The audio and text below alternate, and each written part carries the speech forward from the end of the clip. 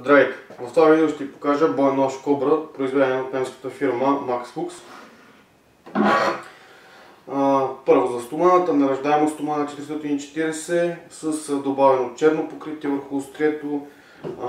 Първо, черното покритие предпазва от корозия и нараняване на стоманата. Второ, не отразява светлината през нощта или по-тъмните части на деня. В по-голямата си част е гладко заточено, като в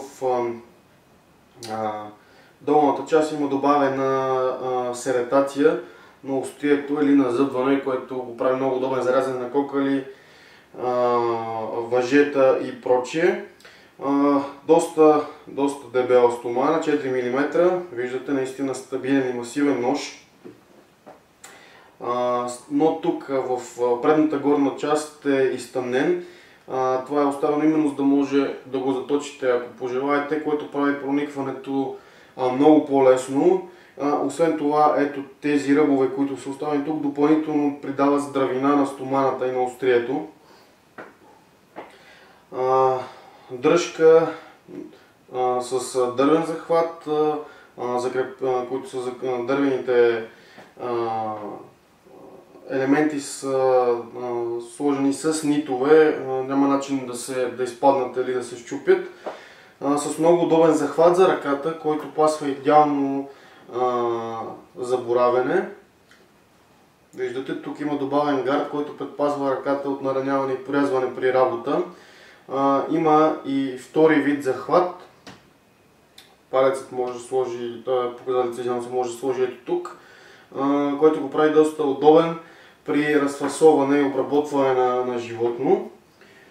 В задната част има добавена дръжка, връзка, която се слага тук на китката и след това ножът се хваща, което е много важно при боравене с ножа. Дори да изпуснете самият нож, той не изпада от ръката ви. Сега малко повече за канията. Отвън е 100% полиестер материалът, в който е облечена самата кания. Вътре е пластмасов материал твърд, за да може ножът да е стабилен и да не среже плътта. Тук има джобче, което е с доста стабилно велкро залепване. По принцип е оставено за точило, но ако считете за нужно да носите за вас нещо друго с тези размери, като например магнезиева запалка, разпалки или да кажем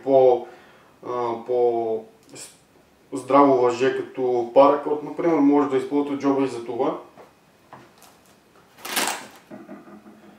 Тук е оставена връзка, която е навита и вързана в специален възел. При нужда може да я разгънете. Много удобно за правене на капани, да речем, ако сте изпаднали в екстремна ситуация. Ножът е удобен за носене на колан, но поради това, вижте как е направена цялата кания с модулна система, може да се добави и на различна тактическа екипировка. Закопчаването на ножа е с тик-так копче. Виждате, след като закопчаете копчето, ножът става максимално стабилен и обезопасен, няма как да изпадне от канията, дори при интензивно движение.